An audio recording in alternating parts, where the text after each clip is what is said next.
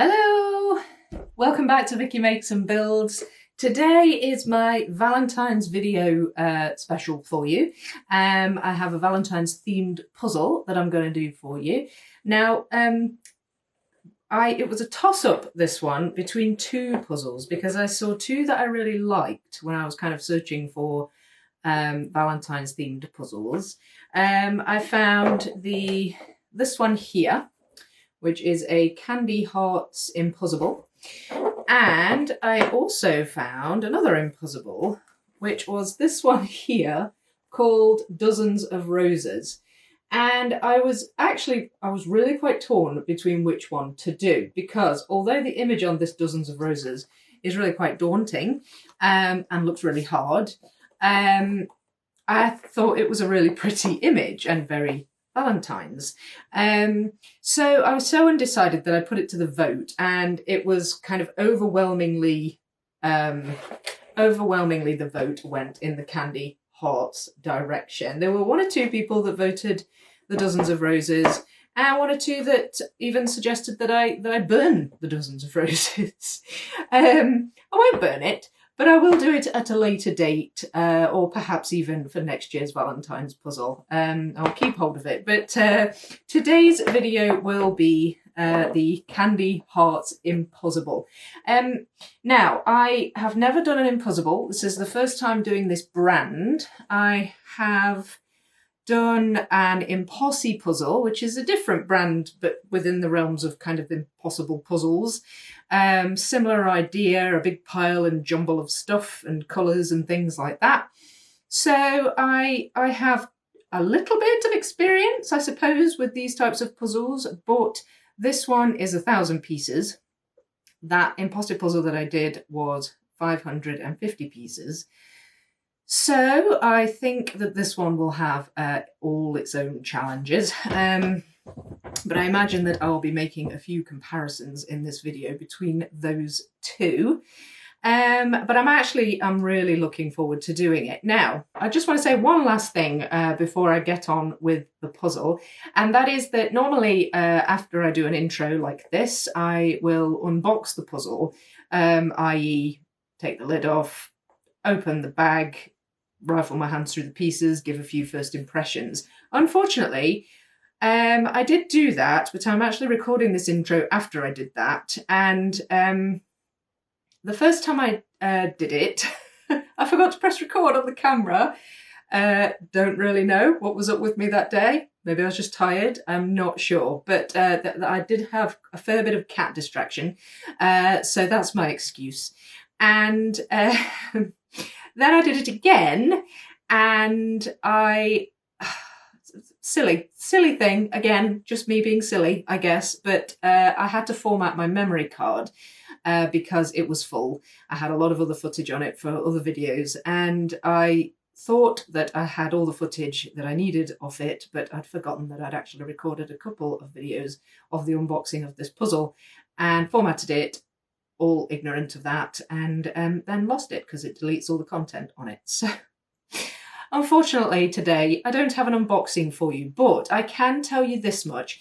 It did not come with cellophane wrapping on, and it didn't even come with tape to keep the lid on, which I thought was a bit unusual. Most puzzles do have at least that so that the lid doesn't fall off, but what it did have, and I'm going to demonstrate using the Dozens of Roses puzzle because it's the exact same brand, same style of box and everything.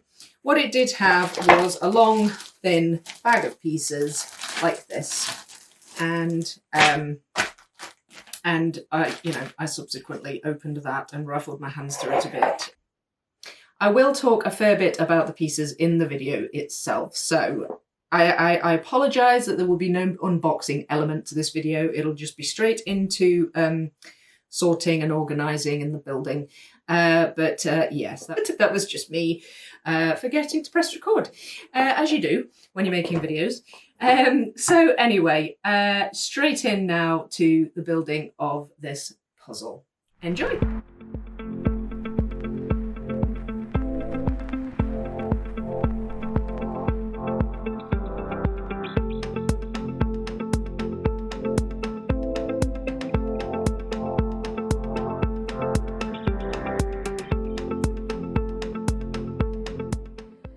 Okay, so I decided to sort the pieces for this puzzle, and the reason for that is it may look like it's a jumble of all different coloured candy hearts, but in actual fact, if you sort of look at this picture closely enough, you see quite a lot of the same colours clustered together. So there's 3 blues just there, you've got 3 whites there together, a whole bunch of whites there, quite a few purple ones clustered together. And although, you know, it is pretty well mixed up, I think that I can use that to my advantage with this puzzle. So what I have done whilst sorting these pieces is I have sorted them into the various different colours. Now, excuse me, I'm just going to remove my cat from the table. Sorry, cat. Oh, right. So what I have done is I have got a pile here of predominantly sort of orangey coloured candy hearts. Then here we've got predominantly purple. These ones are the sort of bright green / yellow coloured ones. Those are mostly white. These ones are the blue ones. You've got pink there. These are edges and corners. And this pile here in the middle is a pile where I couldn't really pick out a predominating colour. I mean, all of them have more than one colour on them, but, you know, I sorted it according to what colour was kind of predominated the piece. These are pretty much a mishmash of equal different colours, and there's a fair bit of kind of black on these, so I guess different areas of shadow where, you know, you perhaps can't see the candy hearts underneath the pile. So there'll probably be kind of a miscellaneous pile that I will come to last, and these will sort of fill in the gaps. Now, just really a quick word about the pieces for this puzzle. They remind me a little bit of the pieces in the Impossipuzzle. Not quite as big, but still slightly on the larger side. Like that piece there, for example. It's quite a big piece. And that might be something that helps me with this puzzle as well. I'm not sure yet until I start it, but I'm going to pretty much go at this the traditional way. I'll tackle the edges first, and then I'm just going to tackle the colours in turn, perhaps starting with the smallest pile, which is this blue one, and then maybe moving on to that one and that one, and picking up on purples, whites and pinks last. Probably there's more pinks than any of the others. So I'll do the bigger ones last. And then I'll tackle this kind of miscellaneous pile after that. The pieces they remind me a little of the Impossipuzzle. This isn't an Impossipuzzle brand, it's an IMPUZZIBLE. But they're very similar in that they're just slightly bigger than the norm. Not only that, but they're all fairly sturdy pieces. I've not noticed any kind of peeling paper or anything like that. It all looks good. It's all cut right through. I've not really found any that are stuck together. So, you know, I can't really complain about the quality. All I would say is that they're just a little thinner than I would personally prefer in a puzzle piece. I like a nice thick puzzle piece, but they're not so thin that, you know, that they feel flimsy. Just sort of the right side of thin, I guess. But that's a personal preference. The other thing, again, that is personal preference is that these pieces are slightly on the shinier side. I prefer a matte finish, but they're not really, really reflectively kind of glossy. There's just a very slight shine to them. So they're quite smooth to touch. And I just prefer a sturdier, thicker, matte kind of piece in my hand. But again, I don't expect all puzzles to be like that, and I can't really complain about these pieces. They all seem in pretty good shape and fairly good quality. There's not a great deal of puzzle dust, some dust, but, you know, nothing to complain too much about. A few of these little strips of card that have come out, obviously where it's been cut, and I've found little kind of strips of the card, but puzzle dust wise, I can't complain there either. So anyway, I'm hopeful that maybe the sizes of the pieces and the fact that there are a lot of clustered colours together will help me to put this puzzle together.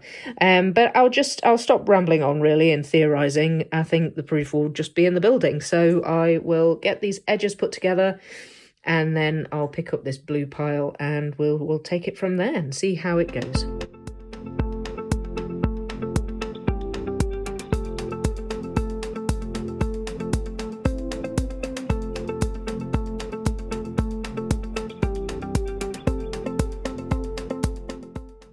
Right, so that's the edge of this puzzle finished. It wasn't too bad at all. I think the fact that this picture is quite zoomed in helps with this, because it means that the candy hearts are sort of quite big. So if I just show you sort of just one of the candy hearts there, it's sort of zoomed in, so it's quite big. So it goes across like 3 pieces essentially, which means I can just look for matching colours in the neighbouring pieces and put them together. Same with that white one there and the purple one. So I think, yeah, the zoomed in kind of nature of the picture is going to help me here. The only thing that I have noticed that I'm not certain about is that the picture looks quite clear. The shapes of these candy hearts are quite defined and they're quite clear. I mean, I know the writing on them is often a wee bit blurred, but it's clear enough to read on the box. When I look at these edge pieces though, the image just looks ever so slightly blurred to me. Now, I'm only looking at edge pieces, so I could be wrong about that, or maybe just not seeing it quite as well as if I had, a chunk of the actual puzzle to look at. But yeah, I feel like the lines on the actual puzzle image aren't quite as defined as the image on the box. So yeah, not certain how that's going to work out. I'll see when I've maybe put a little bit of the interior image together and see if that's actually the case. As I say, it's quite hard to tell just from edge pieces, but that's how it looks to me. But otherwise, it all went together fine, and I've got all the pieces, didn't miss sort any, which is good. And yeah, just the fact that the candy hearts are quite zoomed in has helped me with that. So all being well, that will help me also when I come to start the puzzle. I've got the pieces here in different boxes, and I'm going to be starting with the blue pieces. So I'll see how they come together, and just if I need to come up with another method, if that doesn't work, then I'll figure that out and I'll let you know. But otherwise, I will just pop these colours together, probably smallest to largest. And yeah, see how it goes. But not too bad so far, not too bad at all.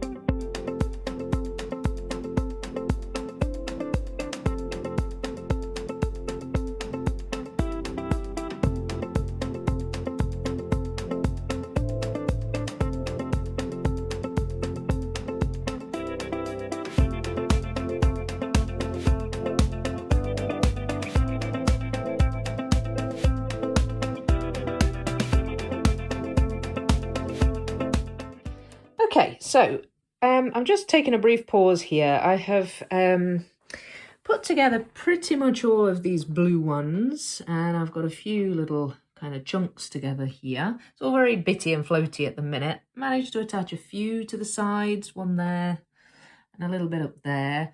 The more I put together, the more colours I put together, obviously, the more it's kind of starting to come together as a whole.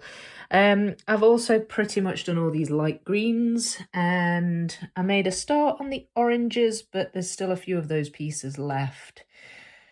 And what I'm really doing is just kind of separating bits I've got together from bits I haven't put in yet, and just trying to just kind of find it. It's quite a slow process. Like, there's no doubt this is a hard puzzle. It's called an Impossible, so, you know, I didn't expect it to be easy. However, it is definitely doable. And, you know, there are definitely kind of methods that I am using to make it doable. But the longer I do this puzzle, the more I kind of feel, the more I keep comparing it in my mind to the Impossipuzzle that I did last year. Now, this was the Impossipuzzle that I did. It's called Bits and Pieces, and it's basically just loads of jigsaw pieces from other Impossipuzzles in a big pile.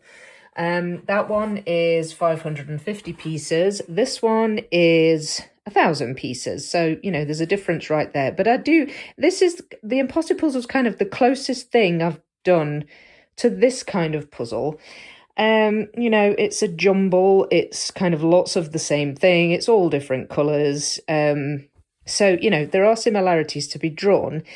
And I don't know if you remember at the start of the video, I actually said the pieces reminded me a bit of the Impossipuzzle. So I've lined up the pieces here.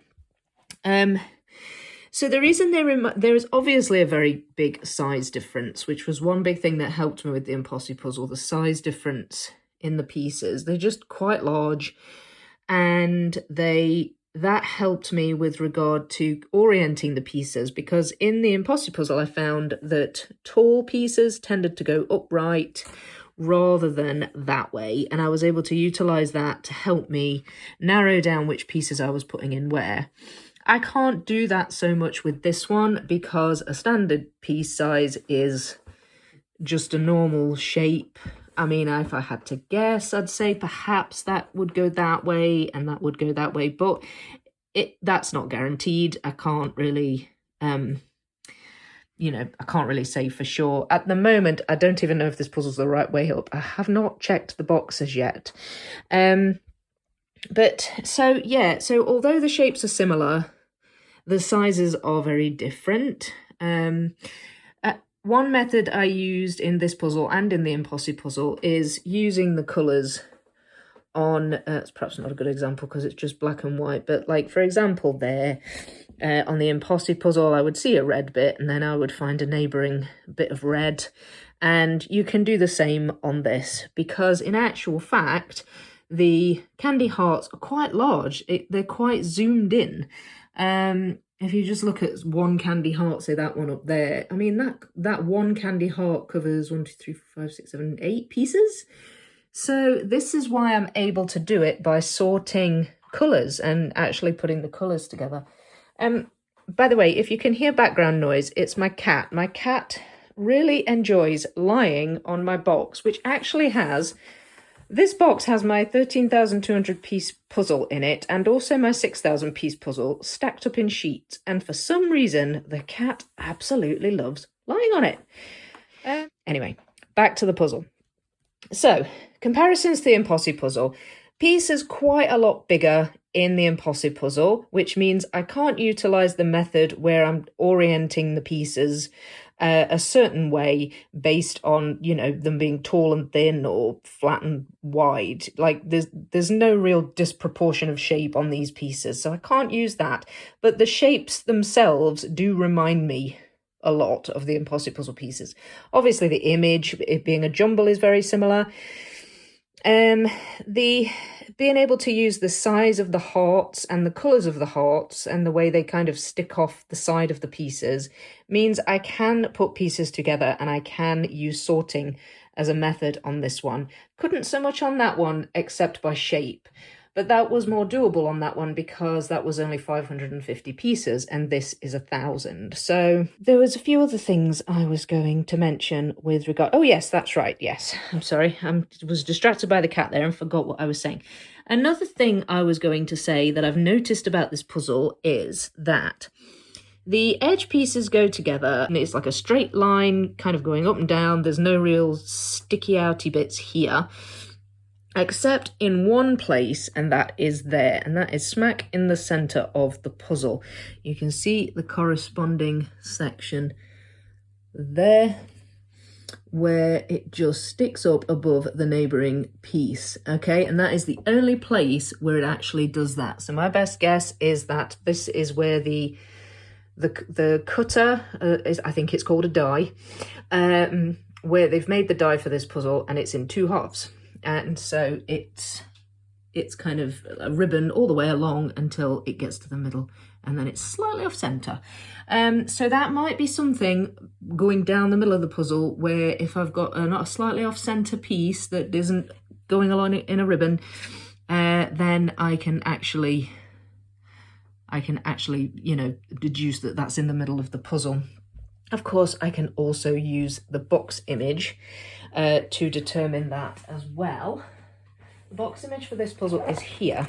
And this brings me to another point of comparison that I was going to make with the Impossipuzzle. When I did the Impossipuzzle, and I had lots of pieces that were just kind of in rows and separate from the rest of the puzzle, like these floating bits I've got here, there came a point where I was trying to figure out where in the puzzle those pieces went, but I quickly realised that the image on the box of the Impossipuzzle is only a small proportion of the actual image. In reality, the image on the puzzle went somewhere off here, and there were bits, you know, in these invisible sections that I couldn't see on the box, that I was trying to look for and just couldn't find, and I found that really quite confusing. Also, you've got obviously this big label here, the Impossipuzzle logo name, covering a lot of the puzzle as well.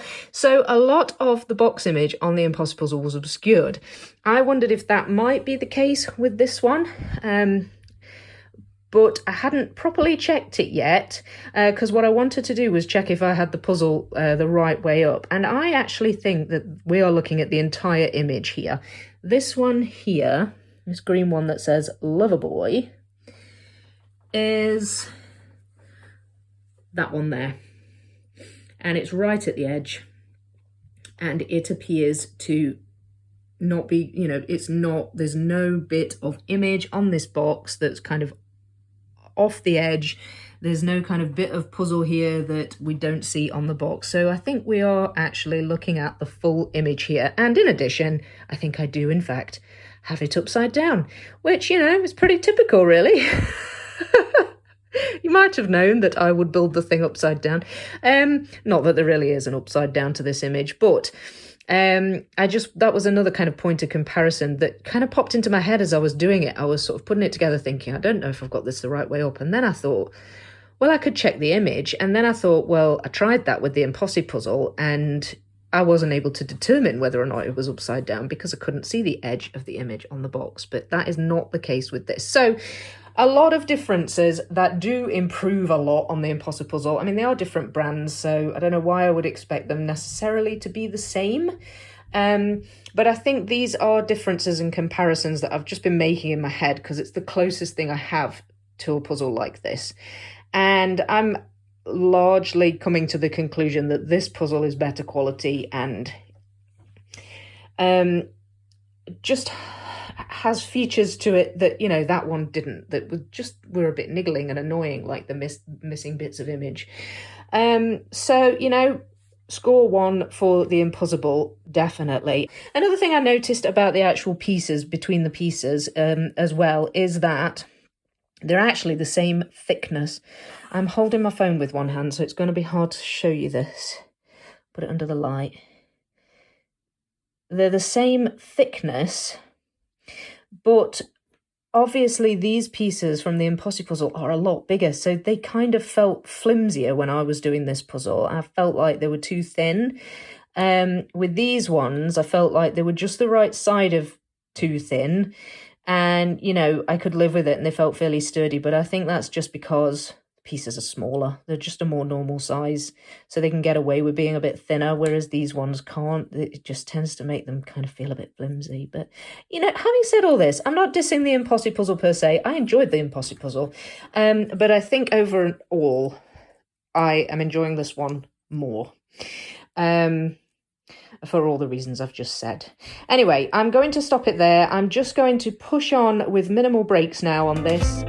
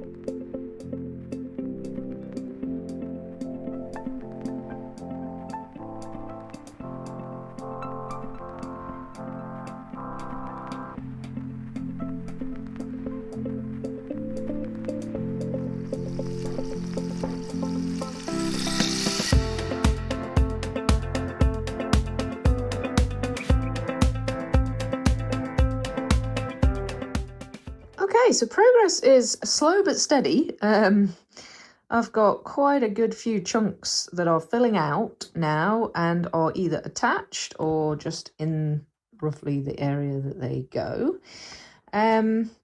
So basically these are the pieces that from all the different colours that I've just not been able to find a place for yet, and these ones at the top are other floaty bits where I'm not sure where they go.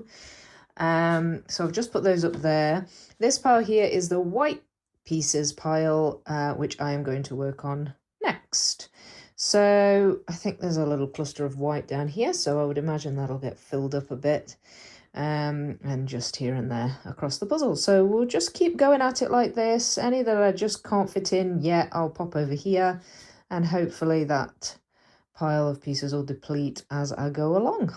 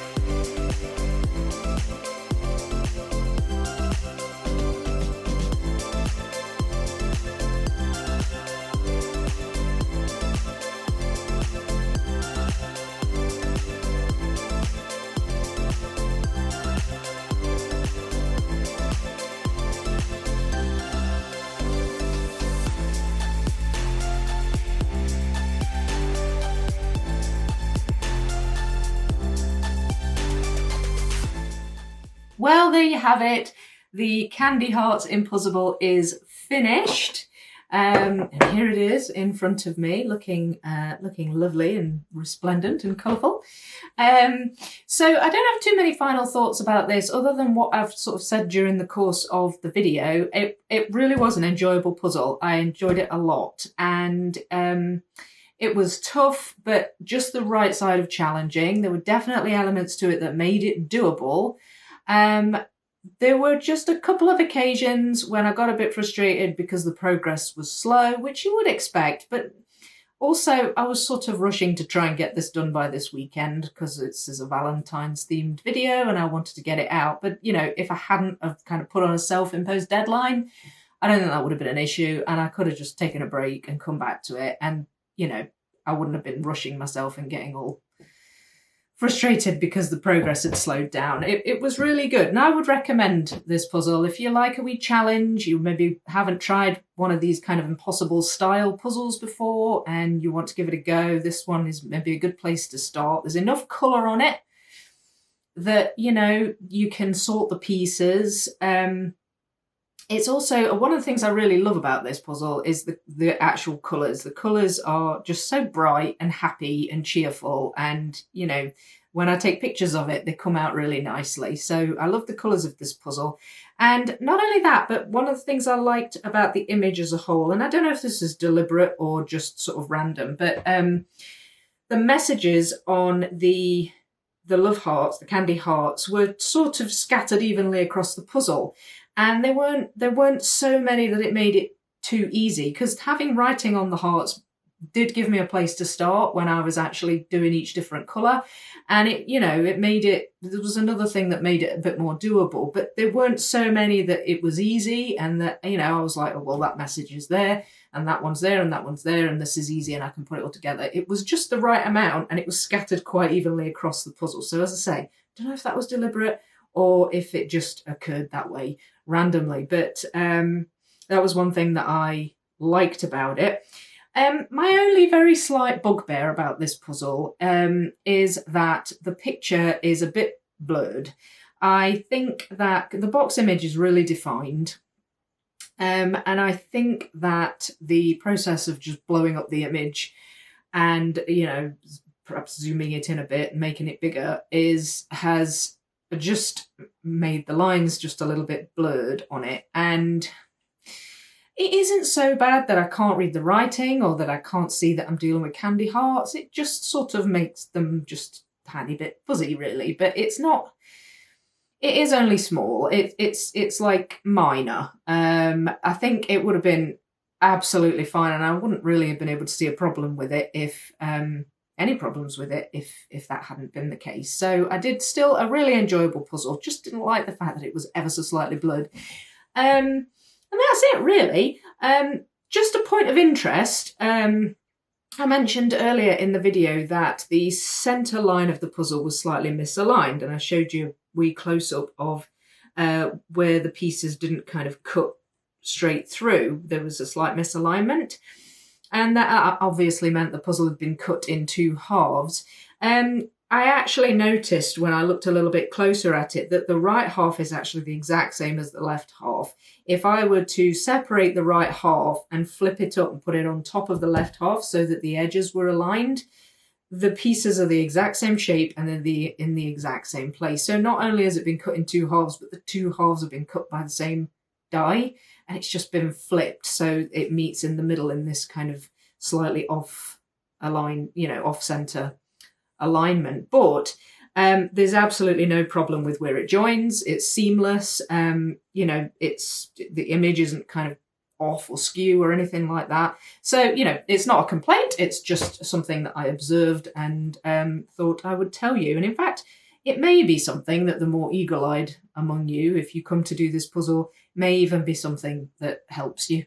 If you know kind of what shape and placement of a piece is going to be in the bottom right corner as the top left corner sort of thing. You know, sometimes that helps people if there's an actual pattern to the if there's a pattern to the way the pieces are laid out. So I mean, it didn't really help me. I only noticed it after I'd done it. I noticed the dividing line, but I didn't actually notice that it was the same till after I'd finished the puzzle. I was focused much more on the image, really, rather than the kind of the piece placement. So that wasn't something that I utilised to help me, but sometimes it does help people. So just a wee observation there. Otherwise, I think that is everything. I'm going to put a little link in the description down below to my Impossipuzzle video. If you haven't seen that, give it a look, because I do refer to it quite a lot in this video. And it's really the only point of comparison I have in terms of puzzles similar to this that I have done. So I'm going to put that in the description below. If you haven't seen it yet, give that a wee watch. And the other thing I want to link in my description is my YouTube channel trailer. I have finally got my butt into gear and actually recorded, or had recorded, a trailer for my channel. I'm really, really pleased with it. But if you haven't seen that yet either, give that a look, because I would be interested to hear people's thoughts on that as well. Hopefully you'll like it.